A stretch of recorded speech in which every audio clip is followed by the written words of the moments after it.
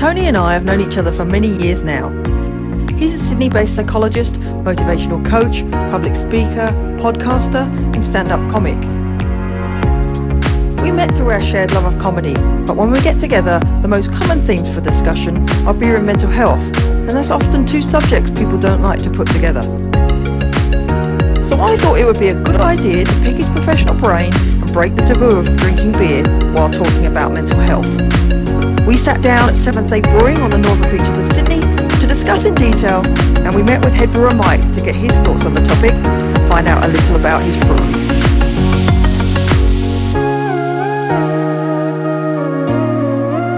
Oh, look, I've taught you well.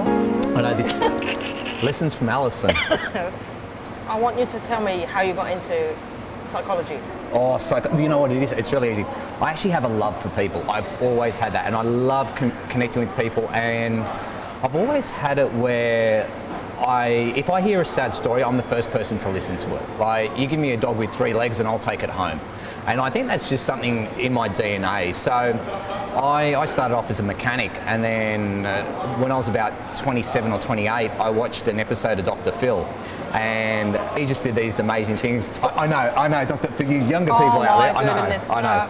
And I went, they won't know who you're talking about. I want to be like Dr. Phil, and that was it. That's where my journey started. So I went in. Dr. Tony. Yeah, that's right. I wish I was a doctor, and I still listen to him today. He's still inspiration. For you always talk to me about how you hate the negativity surrounding the words mental health, and it's always shown in a negative light. What's your take on that?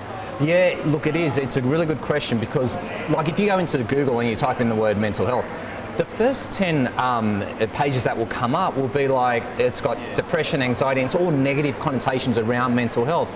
And I think, hold on a second, I've been working in mental health for the last 10 years, and I think to describe mental health in a negative way is only giving half the story, because you've also got healthier mindsets and a better state of mental health. And I'd like to promote more of that kind of stuff. And that's why when you ask me, you go, mate, let's sit down, have a beer and talk about mental health. At first, I'll be honest, I was conflicted by the two thoughts about mixing the two, because I've dealt with a lot of people that have gone through alcoholism and from that they got depression, or they had a heightened state of anxiety.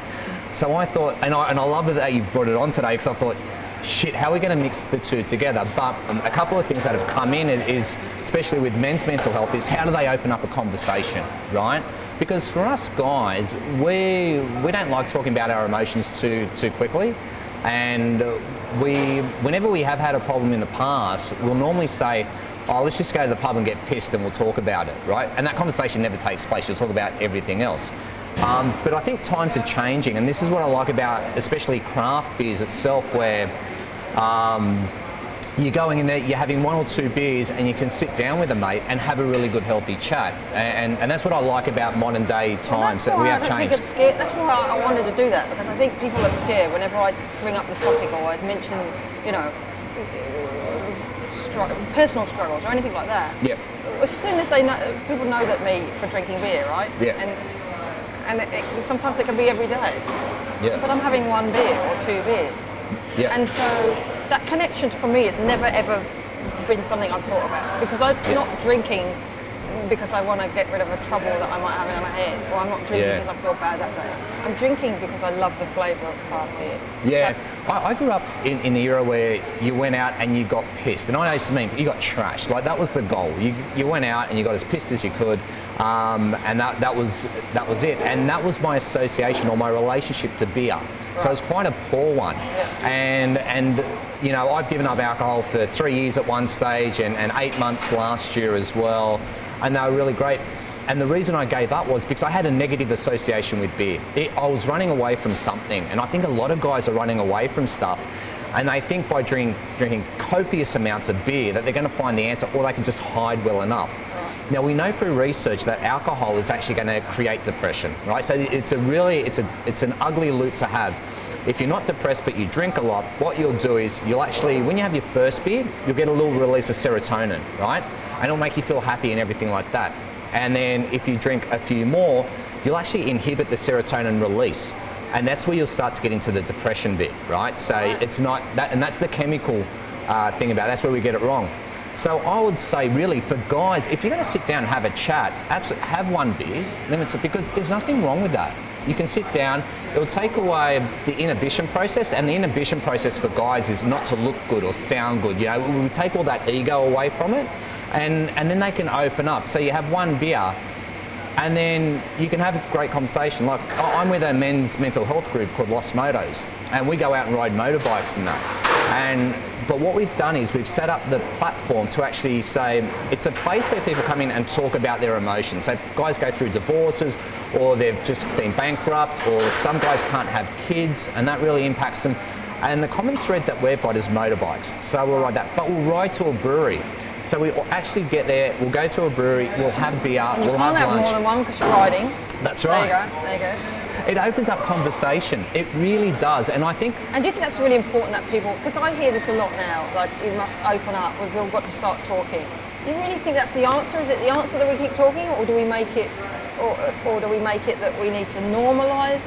Because whenever we see mental health in the movies or the TV, it's always a negative side of things. Like someone may have committed suicide, or they might be really at rock bottom in hospital, or we see the negative side of people on medication for depression. Or is it a balance of multiple things? I mean, I just don't know the answer. Yeah, geez, there's a lot in that. Okay, I think one thing we'll hit on really quick, the difference between mental health and mental illness. So people that are heavily medicated, like got a psychosis or something like that, that's like a zero alcohol. There's no way you should be drinking alcohol at that point. If you're going through a mental health issue, which is levels of depression or anxiety or something like that, but you're too anxious to talk about stuff, but you need a beer to calm you down because you don't have the skills. So guys don't have really good communication skills with each other, where girls are great. You girls, like, fantastic, you know? And I remember going... Oh, Trace! I've got something to tell you! Yeah, we talk a lot. It's like, right, and you guys are just... But I heard it once before at a men's mental health workshop, and it was really well put. They said that girls are really good because when they have their toys as a kid, they have these little dolls, and dolls will normally talk to each other. So girls get used to talking about emotional stuff really early on. You just kill each other with your G.I. Joes and your action men. We just want to blow shit up. Right. We either want to break it or build it. That's really interesting. Yeah. Okay. So we break it or build it, and they're both fun things. So we don't have really healthy communication strategies. So for us to actually be asked to start talking about our emotions, we're like, you want us to do what?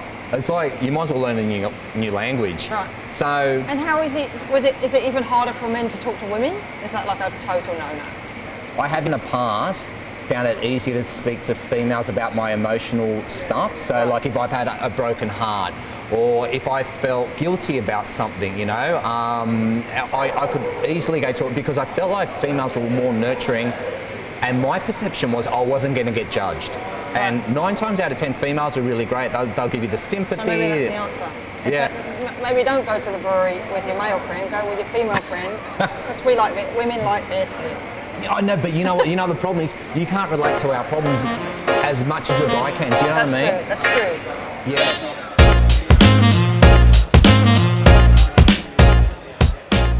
I think it's just trying to get across this negativity around alcohol, which you've put on, is that we have 1 or 2 really great beers in a decent venue like this, and then it doesn't really become a...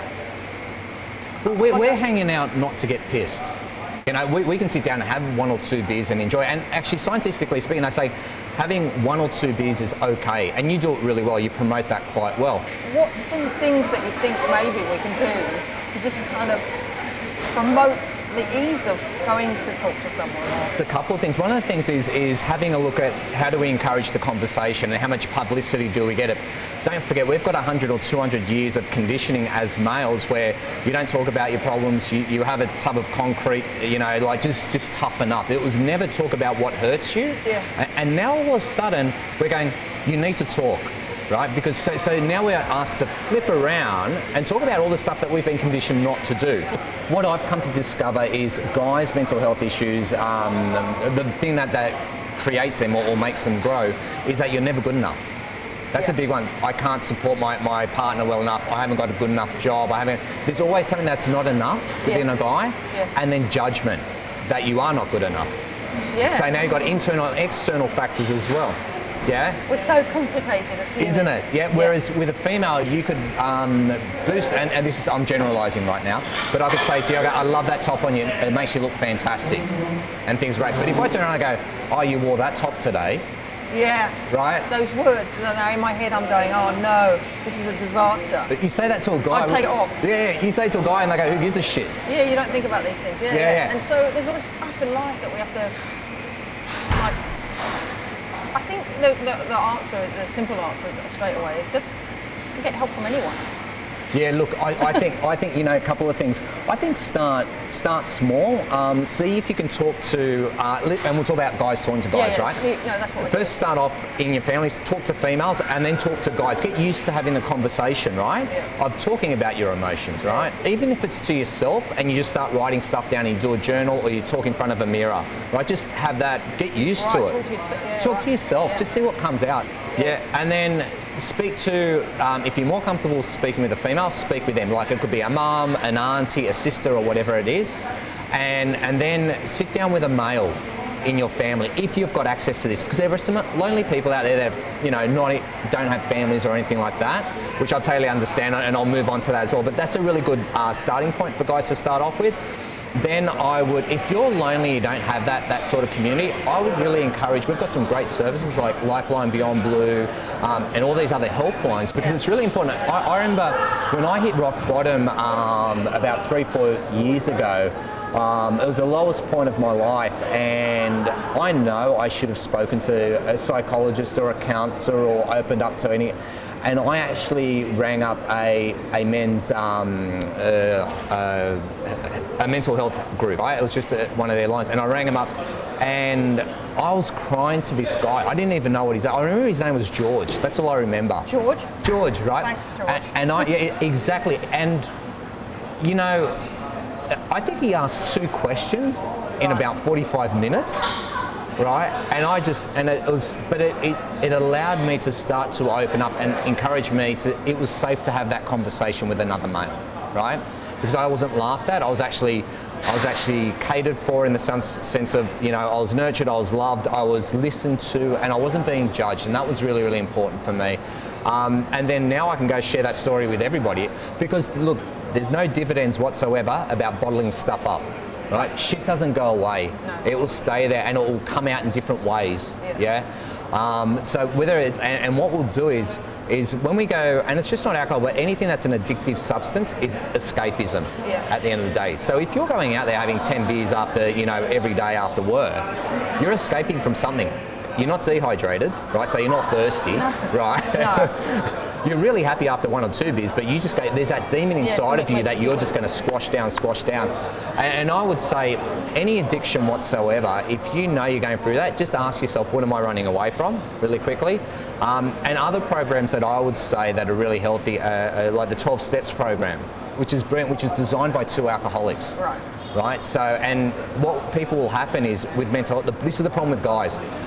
Guys will hit rock bottom before they open up. That's the biggest problem.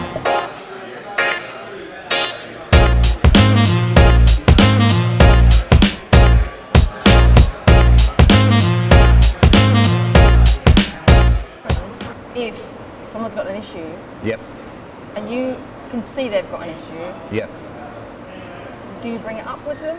And that's a hard one, because as soon as you go there, it's like going up to an injured dog, and you go, hey mate, you're really off the rails. I think you should talk to somebody. They're most probably going to come at you and attack you, because the perception is that they're being judged, right?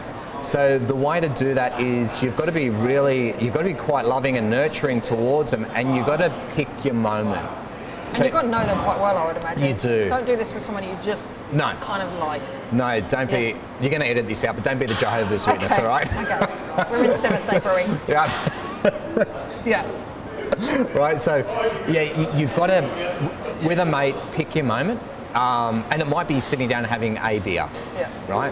And you go, mate, just sit down and just say things. What you should say, go, mate, I notice that you've done this or that, but then bring it back onto yourself. Like people will open up when you open up. You might share a story going, mate, I know I've been a real dickhead in the past, and I've done this, and this, and I know I felt like shit after it. And I go, I don't know if you're going through any of that kind of stuff at the moment, but mate, if you were, I'm here for you anytime. Yeah, right. And leave it at that. You don't need to, because what you've done now is planted a seed, and they might come back to you, if not then straight away, they might come back 2-3 days or a week later and they go, you know how you said that thing the other day? I've been thinking about it. But Great. good to get that start, you know? Yeah.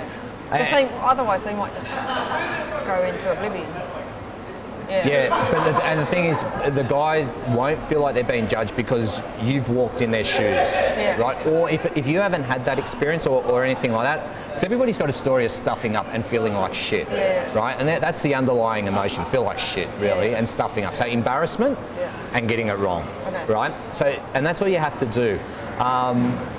If you don't feel like you can be vulnerable enough with a mate of yours about your own story, share somebody else's story, like a family member. Say, my dad used to do this a lot, or and it used to upset me that he was like that, or I had an uncle who do that. Like something where what you're doing is you're taking it into a third person sort of reference point that you can work at. And it's amazing. And sometimes let's say the guy going through the problem, he'll be going, oh, why did your uncle do that for? He must have been really embarrassed, or this, that, the other. And normally what they're doing, they're resonating with the story so much, they're actually telling you what's going on in their life. Yeah. So that opens up that conversation as well. Right, that's good. Yeah.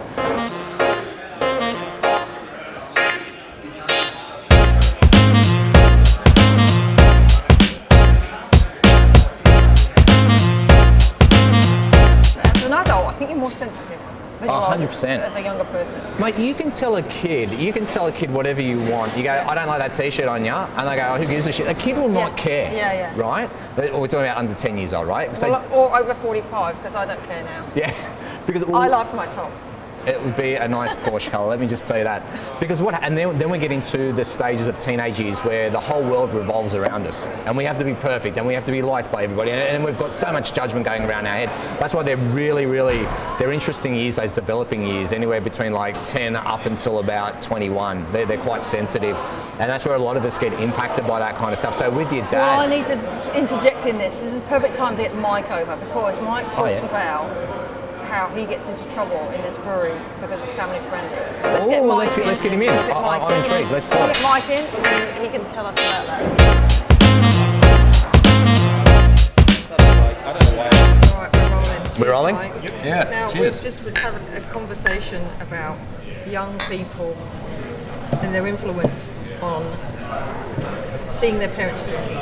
Yep. And we've talked on the phone, and you have an opinion about this, which I love. Look, you know, for me, sitting around and chatting and having a beer is really where you kind of unload these type of things, right? If you're feeling a bit uptight or whatever, you know, you can relax, you can have a chat with your mates, and beer brings people together, right? And that kids see their parents drinking, I mean, that's, you know, it's not a bad thing, right? I mean, if they see their parents drinking 16 bottles of vodka a day, that's a bad thing. You know, to see your parents having a beer or a glass of wine, that's not a bad thing. I mean, but you get negativity around that here? Look, we get a lot of negativity from licensing police, for example. They're very obsessed with the idea that children shouldn't see their parents drinking, which I think is nuts. It is nuts, because you're British, I'm British, and we know what happens in France and Europe. Right, drinking is not a thing. It's not a bad thing. Right? No. And in fact, it's a good thing, because it brings everyone together, and you know, you relax, you have a nice chat, you know. And they're not going out and binge drinking and doing what they always do. Yeah, well, I think it's different in Australian culture, because what we've got, it's taboo. Like right. You couldn't drink, so you had to sneak behind your parents' back. So when you're going through that rebellious stage as a teenager, you think, stuff it up. Yeah, and you don't just have one or two. You go, I want to know what this thing does. I love coming into a brewery like this, because it doesn't have the ethos or the reputation of a place you'd come in and get trashed in. Correct. So was that part of the game plan when you... Yeah, look, we're all about educating people around beer. Beer is better fresh. It's not like wine that doesn't mature over time and that kind of thing. Yeah. And hence, if you come to a brewery, you're going to get really super fresh beer. Yeah.